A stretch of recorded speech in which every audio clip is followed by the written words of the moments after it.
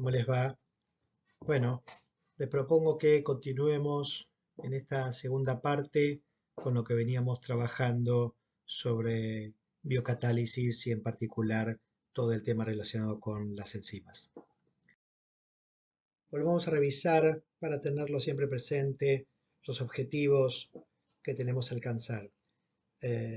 Por un lado, trabajamos sobre los aspectos básicos de la catálisis y de los catalizadores, y en particular de las enzimas como catalizadores biológicos. Eh, Comenzamos a analizar lo que implica la cinética enzimática a través del modelo de Michaelis y Menten, de las transformaciones lineales y de la interpretación del concepto de Michaelis, de constante de Michaelis y Menten y velocidad máxima a nivel biológico. Ahora, en esta segunda parte, nos vamos a enfocar sobre la inhibición de la actividad enzimática. Veremos los distintos tipos de inhibición que se puede establecer. Vamos a analizar y contrastar las características que presenta cada uno. Y en última, a trabajar sobre la regulación de la actividad enzimática. En este sentido, como habíamos comentado al principio del trabajo anterior, vamos a revisar un poco los mecanismos principales de la regulación enzimática y a partir de ahí dar los fundamentos para poder interpretar cómo estos procesos de control van a tener implicancia a nivel del metabolismo celular. Recordemos que existen factores que afectan la actividad enzimática. Habíamos mencionado la temperatura, el pH, la propia concentración de enzima, la concentración de sustrato. Eso nos llevó a analizar el fenómeno de cinética enzimática y la presencia de inhibidores, que es lo que nos ocupa esta primera parte de esta charla. Hablamos entonces de los inhibidores. Compuestos químicos de bajo peso molecular que pueden reducir o directamente inhibir por completo la actividad catalítica de una enzima, ya sea de manera reversible o en forma permanente. Una primera aproximación al mundo de los inhibidores podría ser separar aquellos eventos inespecíficos frente a los eventos específicos de inhibición. Los eventos inespecíficos no son los que más nos ocupan en este momento, ya que hacen referencia a factores desnaturalizantes de proteínas, ¿sí? A nosotros nos interesa más analizar un poco el contexto de la inhibición específica, ya sea porque hablamos de inhibidores de las coenzimas o inhibidores de cofactores metálicos, inhibidores de grupos prostéticos, inhibidores de la apoenzima, es decir, de la parte proteica de esa enzima, o la presencia de moduladores fisiológicos como pueden ser el pH y la temperatura que hemos visto en la primera parte de esta unidad. Nos vamos a centrar específicamente en inhibidores de la apoenzima, es decir, aquellos fenómenos de inhibición que ocurren a través de mecanismos que afectan a la parte proteica de la enzima. Dentro de estos inhibidores específicos de la apoenzima, vamos a encontrar aquellos que inhiben de manera permanente, lo llamamos irreversible, y aquellos que inhiben de manera reversible, es decir, que tienen la capacidad de unirse y separarse de la enzima y a partir de ese fenómeno generar los eventos de inhibición. Dentro de los inhibidores irreversibles podemos encontrar varios mecanismos posibles. Nosotros haremos referencia a algunos como ejemplos y dentro de los inhibidores reversibles también vamos a encontrar distintos mecanismos que analizaremos dentro de un rato. Los inhibidores irreversibles son muy interesantes, no porque sean mecanismos relacionados con la regulación de procesos celulares, sino que básicamente responden a las alteraciones que una enzima puede experimentar a partir de sus sustancias ajenas a nuestro organismo. Llámense drogas, fármacos, venenos o cualquier otra sustancia que es xenobiótica a nuestro organismo. Dentro de este tipo de inhibidores podemos encontrar un grupo que particularmente funciona formando un complejo covalente en el centro activo de la enzima, básicamente inactivando a la enzima, llevando a una inhibición completa, porque se genera un nuevo grupo químico que ocupa el lugar donde el sustrato tendría que poder ingresar para poder transformarse en producto. Dentro de los ejemplos de este tipo de inhibidores irreversibles, que básicamente lo que hacen es formar una unión covalente en el centro activo, encontramos una familia de moléculas, nada, para muchos conocidas, derivadas principalmente de esta molécula llamada diisopropil fluorofosfato, que dio origen a toda una variedad de sustancias que tienen fósforo y flúor como parte de los elementos principales de esas moléculas, utilizados como plaguicidas, como insecticidas, como gases neurotóxicos, como son el malatión, el sarín, el gas mostaza, etcétera, y que básicamente lo que hacen es generar una unión covalente con un grupo químico del centro activo de la enzima y de esa manera llevar a la enzima a una inhibición completa. Por el otro lado, existe una variedad de inhibidores irreversibles que comienzan su mecanismo como un sustrato de la enzima produce un cambio químico sobre ese sustrato y ese cambio químico sobre ese sustrato, en vez de generar un producto, genera una molécula que se une fuertemente en el centro activo, generando una unión covalente enzima ahora inhibidor. Y de esa manera impide que esa enzima pueda continuar con su actividad catalítica. A diferencia del modelo anterior, acá la generación del inhibidor es in situ, es el propio centro activo de la enzima, es el propio proceso catalítico que ocurre en el centro activo lo que genera, ¿sí?, a partir de un sustrato de naturaleza más inocua, un compuesto que al unirse covalentemente produce la inhibición completa de esa enzima. Acá tenemos un modelo que responde, si ustedes quieren, al caballo de Troya. Digamos, un sustrato inocuo que cuando llega al centro activo se transforma en un inhibidor irreversible. La aspirina, ¿sí? La aspirina, quizá uno de los fármacos top 5 de la historia de los fármacos, ¿sí?, trabaja a través de este mecanismo, generando un enlace en el centro activo de las ciclooxigenasas, una familia de enzimas que son las encargadas de la generación de prostaglandinas, de tromboxanos, como moléculas muy importantes en los procesos de señalización celular, fiebre, dolor, inflamación, etcétera, generan una inhibición irreversible a través de un proceso de este tipo de inhibidores que son los que conocemos como inhibidores suicidas.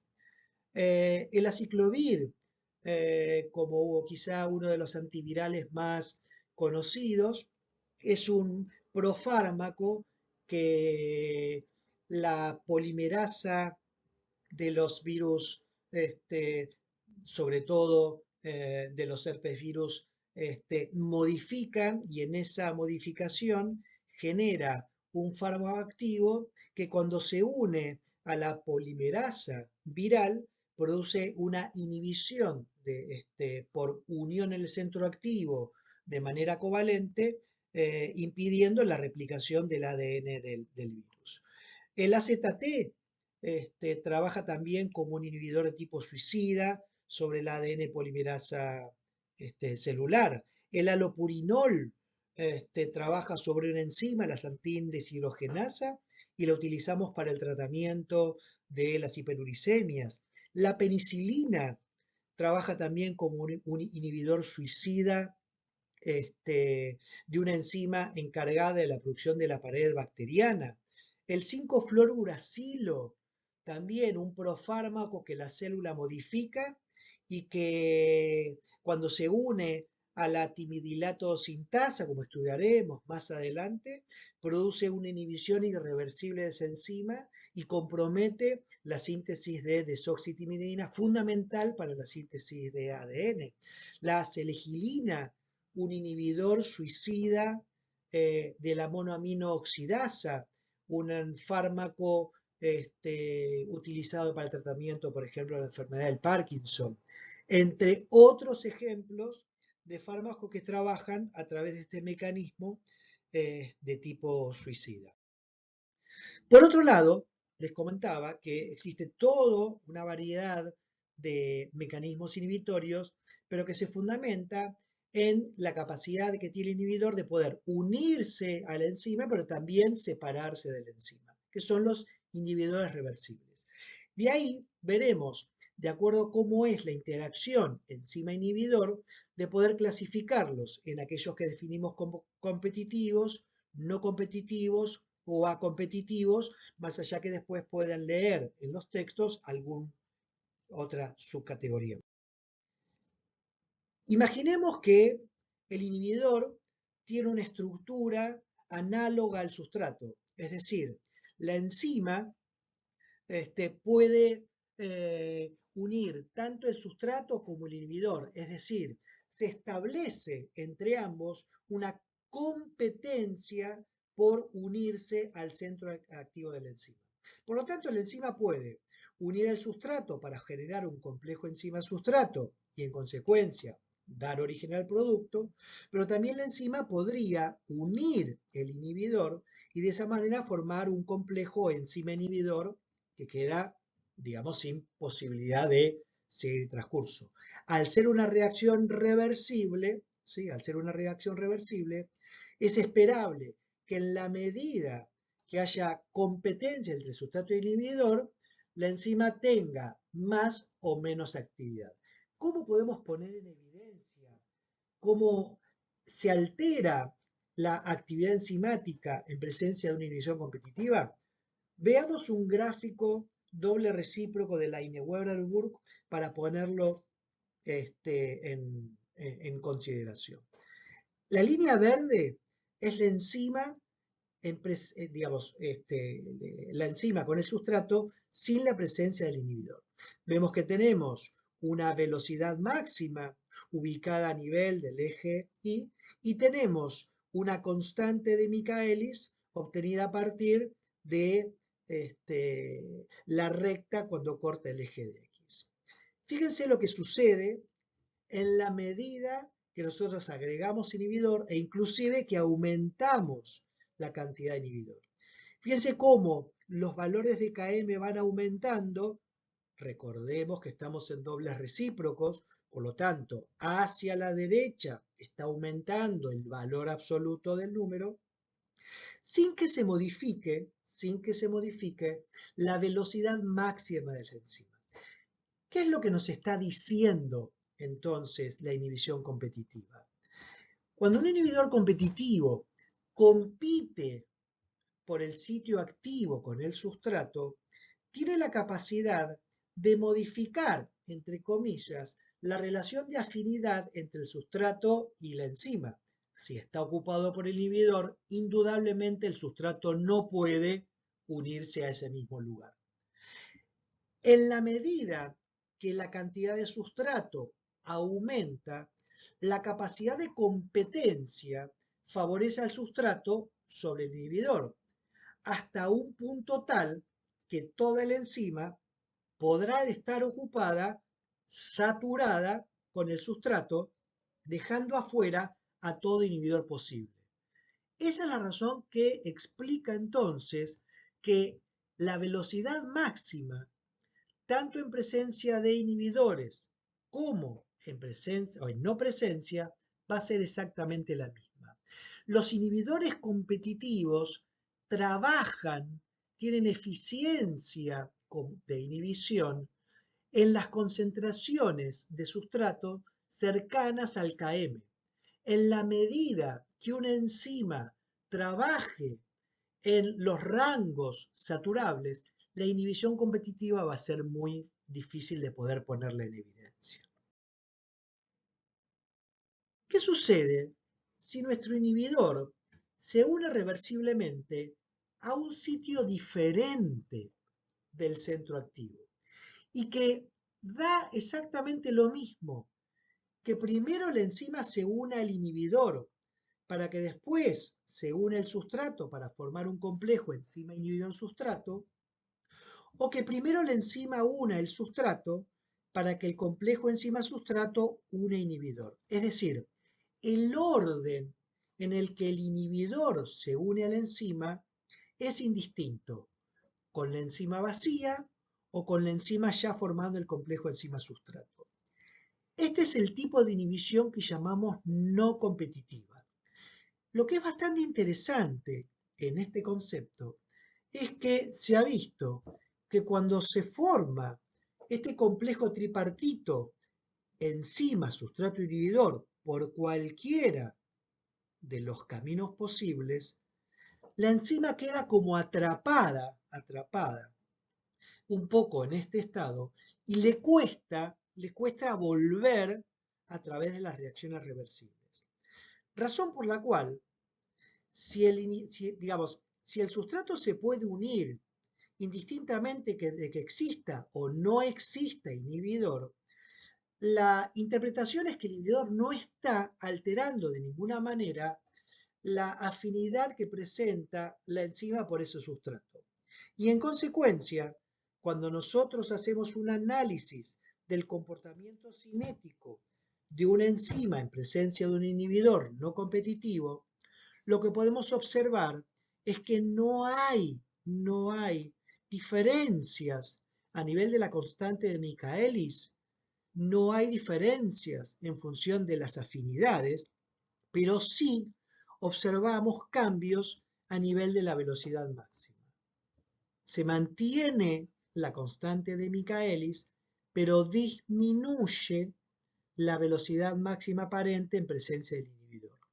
Por lo que comentaba antes, cuando se forma este complejo enzima inhibidor sustrato, a la enzima se le complica desprender, digamos, lograr el fenómeno catalítico para ir desprendiendo producto, y es como que cada vez hay menos enzima disponible. A menos enzima, menos actividad final.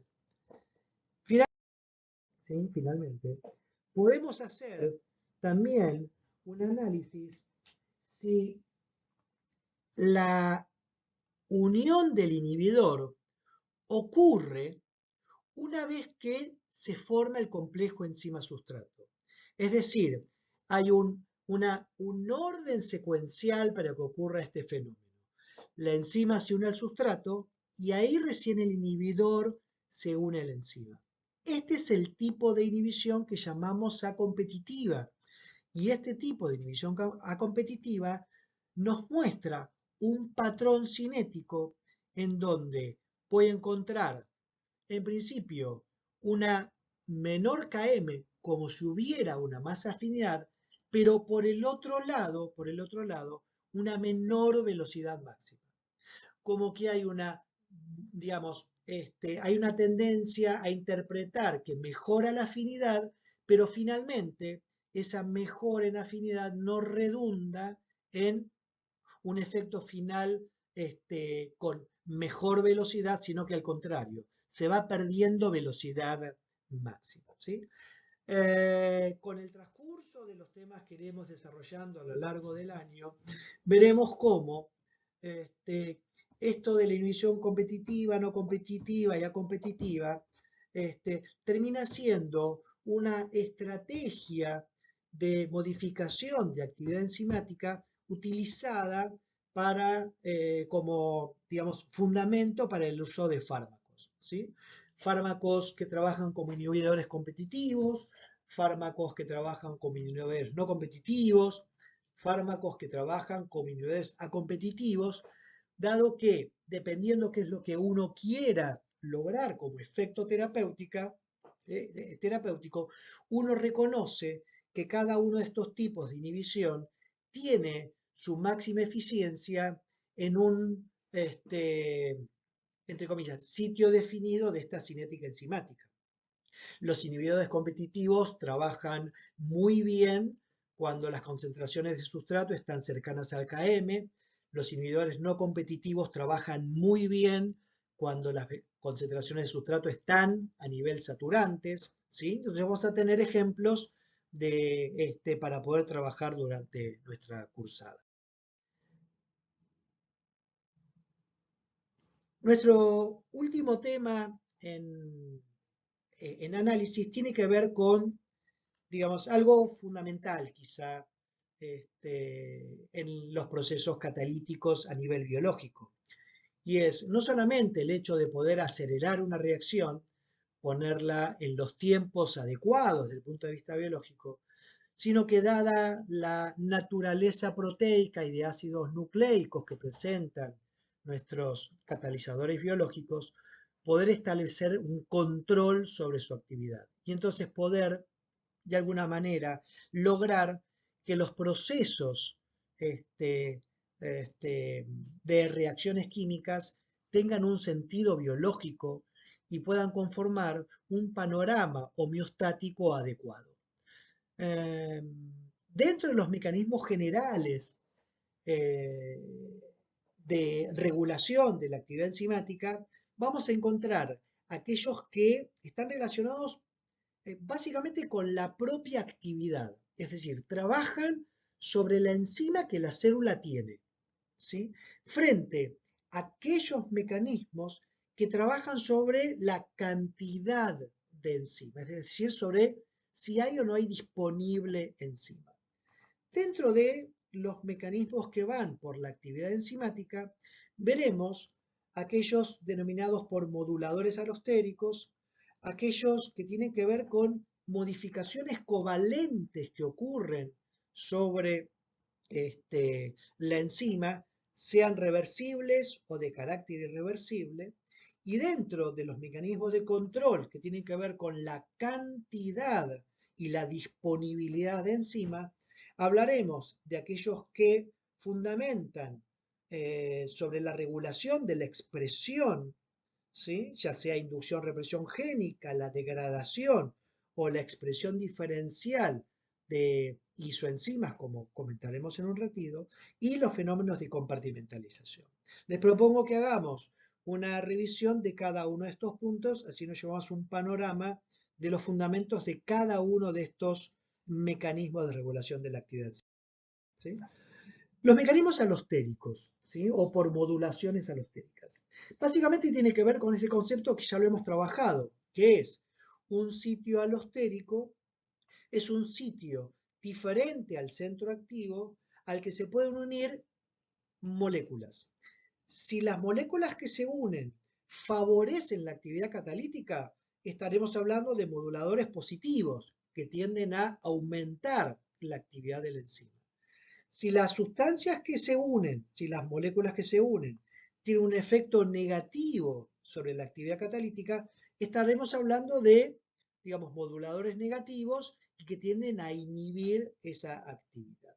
A mí me gustaría hacer una, digamos, consideración al respecto, porque si bien en los textos se hablan de moduladores alostéricos, no deberíamos dejar de considerar la presencia de sustancias que por analogía con el sustrato pueden unirse al centro activo y de esa manera también modular la actividad de una enzima a través de mecanismos de estas características.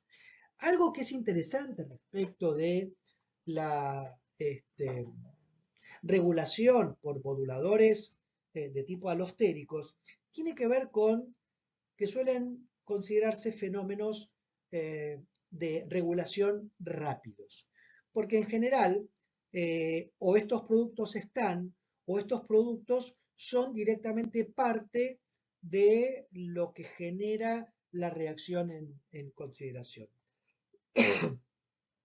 Es bastante frecuente reconocer que las enzimas que experimentan regulación alostérica suelen ser enzimas con estructura oligomérica de más de una subunidad y que en consecuencia tienen comportamientos cinéticos de tipo alostérico, ¿sí? Con curvas sigmoides, ¿sí? De tal manera que yo puedo encontrar enzimas en donde la modulación alostérica se manifiesta más en las regiones, digamos, a nivel de la concentración de sustrato de Km, como enzimas alostéricas cuyas manifestaciones de regulación se encuentran más en regiones saturantes.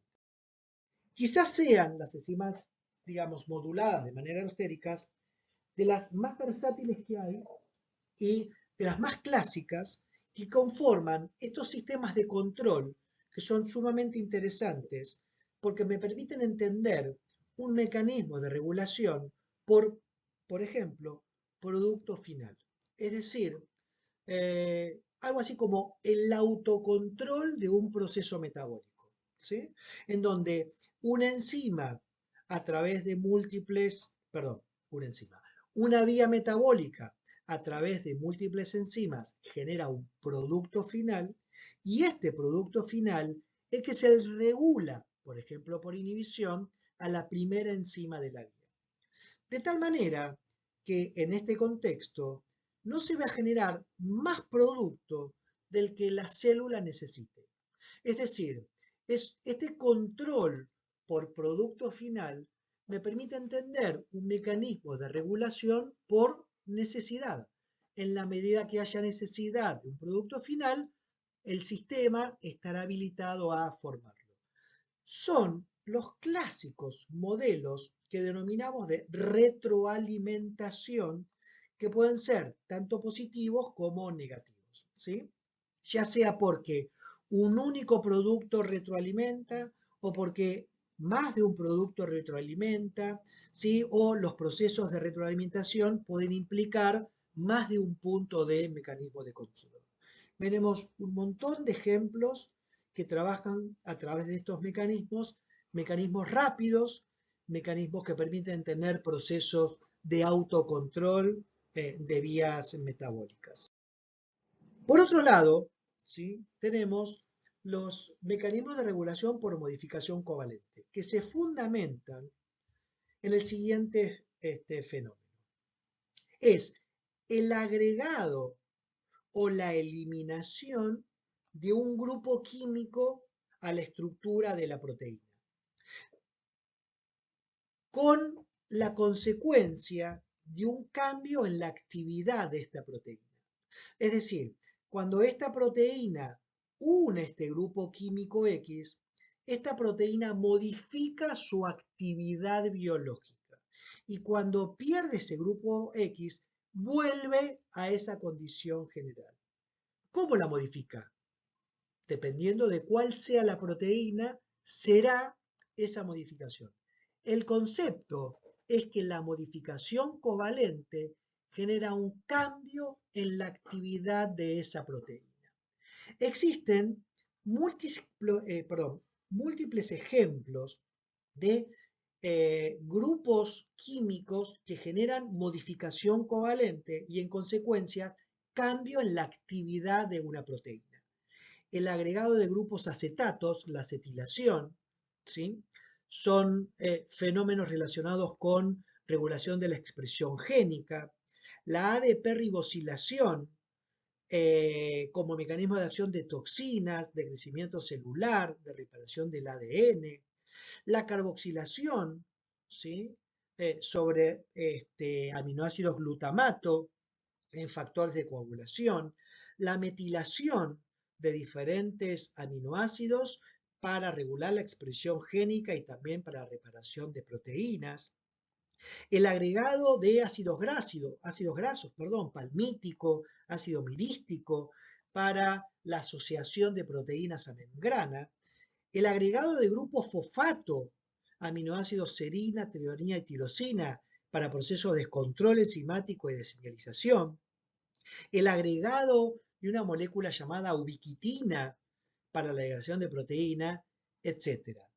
Dentro de esta variedad de eventos de modificación covalente que conduce a cambio en la actividad de las proteínas que lo experimenta, nosotros, en relación con la actividad enzimática, nos vamos a centrar porque vamos a reconocer que los principales mecanismos de modificación covalente que regulan la actividad enzimática tienen que ver con los procesos de fosforilación, que en realidad hace referencia a la adición de un grupo fosfato a partir de ATP, catalizado por una familia de enzimas llamadas proteínas quinasas, y la eliminación de ese grupo fosfato a través de una familia de enzimas llamadas proteína fosfatasa. Es decir, el concepto de modificación covalente implica ambos procesos: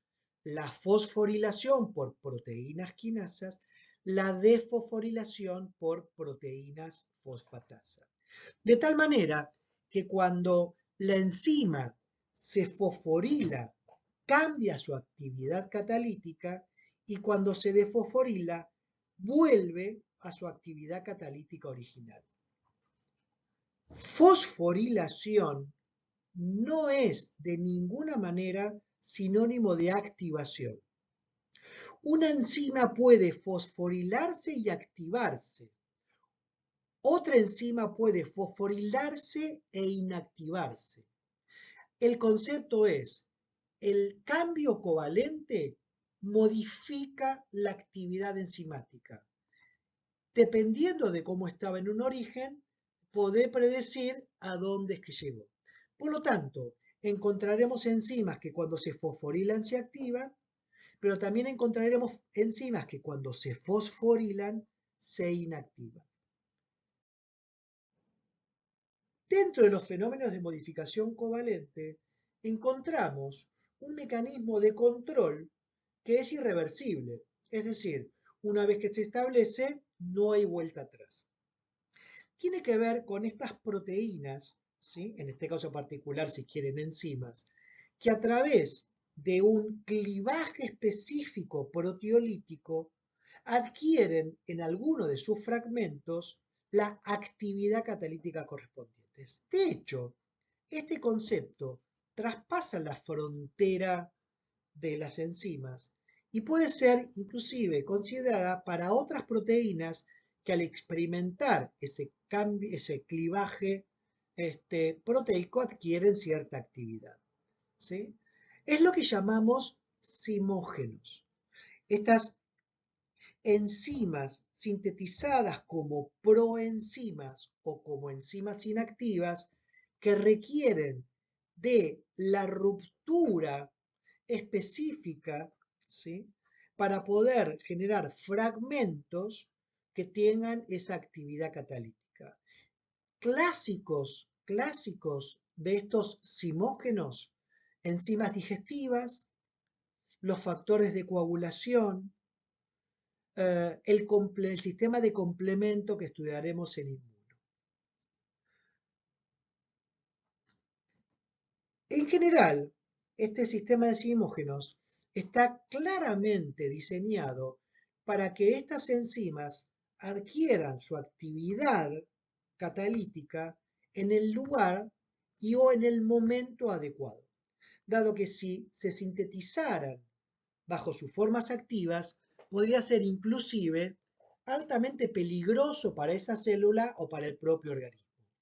Imaginemos si el páncreas sintetizara las enzimas que degradan proteínas directamente como enzimas activas, antes que digerir un bife de chorizo, estarían digiriendo al propio páncreas.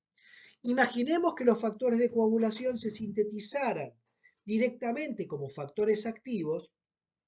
En la medida que esos factores son volcados a circulación, estarían generando coágulos.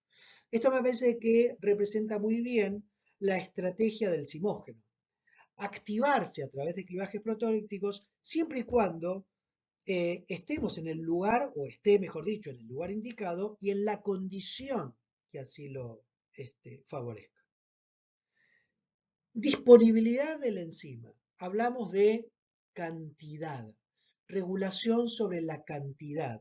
Es decir, estamos regulando la expresión de esa proteína y estamos regulando o la degradación de esas proteínas.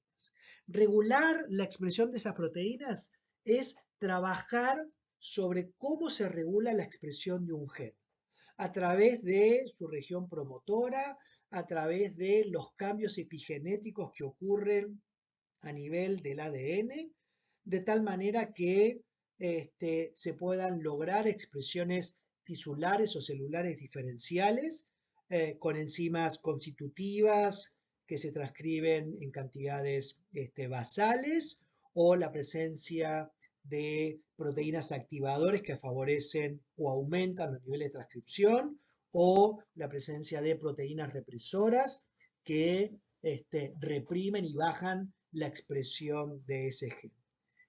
De tal manera que entonces la célula puede controlar la actividad, pero a través de la cantidad de enzimas que se está generando. Y al mismo tiempo, la capacidad que tiene una célula de poder regular la cantidad de proteína que va a ser degradada a través de la principal forma de degradación que son los proteasomas. Es decir, la célula también puede controlar no solamente cuánta proteína se sintetiza, sino también cuánta proteína se va a degradar. Eso es lo que en la primera parte nosotros observamos, como dijimos, digamos, la enzima también es un factor que puede modificar la actividad enzimática, ¿sí? Si yo fabrico más enzima, voy a tener más actividad. Si yo degrado a la proteína, voy a tener menos actividad, etc. Dentro de este juego de regulación por disponibilidad, tenemos un grupo, digamos, o si tienen un concepto relacionado con las enzimas, que tiene que ver con aquellas enzimas que catalizan la misma reacción, pero tienen origen génico diferente. Es decir, están codificadas por genes diferentes y en consecuencia tienen secuencias de aminoácidos diferentes y por lo tanto, si bien catalizan la misma reacción, tienen propiedades que pueden ser diferentes.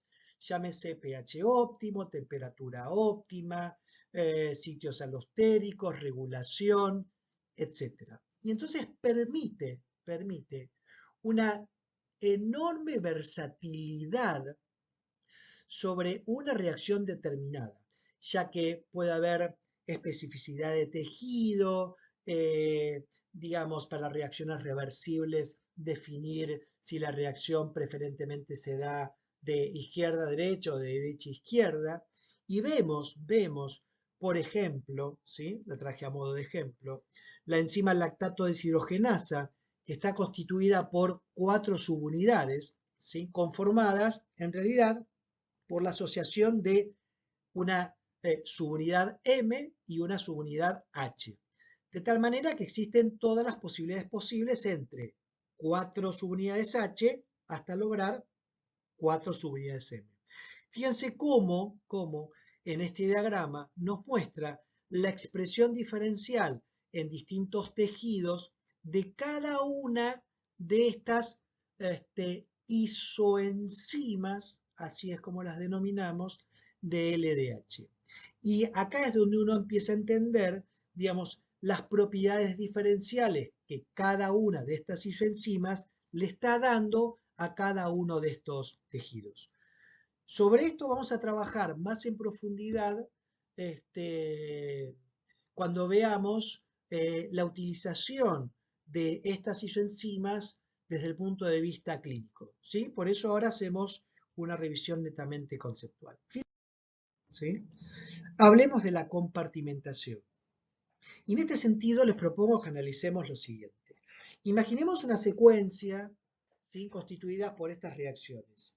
A, B, C, D, E, catalizado obviamente por, digamos, por enzimas, pero en donde Imaginemos que tenemos una sustancia X que inhibe, por lo tanto, una vez que inhibe, no hay más producción ni de B, ni de C, ni de E, ni de E. Imaginemos que, por ejemplo, B se puede unir ahí y formar Z, o que C difunde y entonces ya no puedo generar D más C. Por lo tanto, digamos, si las reacciones estuvieran ocurriendo tan libremente, generalmente la transformación de A en E podría estar sujeta a una enorme variedad de posibilidades para que no ocurran. En algún momento determinado, la naturaleza, ¿sí?, encontró que podía compartimentalizar procesos, básicamente utilizando moléculas que en un medio acuoso forman una bicapa lipídica. Y entonces logró que estos procesos que antes eran como muy libres estuvieran más circunscriptos a un lugar determinado. Y en consecuencia, si yo coloqué mi reacción A, ¿sí?, en un compartimento entre membranas, básicamente lo que estaría haciendo es impidiendo de que X participe, estoy impidiendo de que Y entre o B salga para que se forme Z, o que C salga, y de esa manera favorezco la transformación de A en E, que es lo que en este momento a mí me interesaría. La compartimentación tiene que ver con esto, tiene que ver con, a través de las estructuras subcelulares, poder entender la, este, la presencia de procesos que son específicos en esos sitios y que de alguna manera logra generar que ese proceso sea eficiente en ese lugar. Procesos metabólicos mitocondriales, citosólicos, lisosómicos, nucleares, en retículo endoplasmático rugoso, liso, peroxisomas, ¿sí?, y que no impiden de ninguna manera, porque las membranas biológicas, perdón, no impiden que haya proceso de difusión, pero sí permite el control de esos procesos, dado que se puede controlar el acceso a diferentes sustratos o productos, la movilización propia inclusive de las enzimas entre compartimentos y de esa manera lograr un proceso homeostático mucho más claro.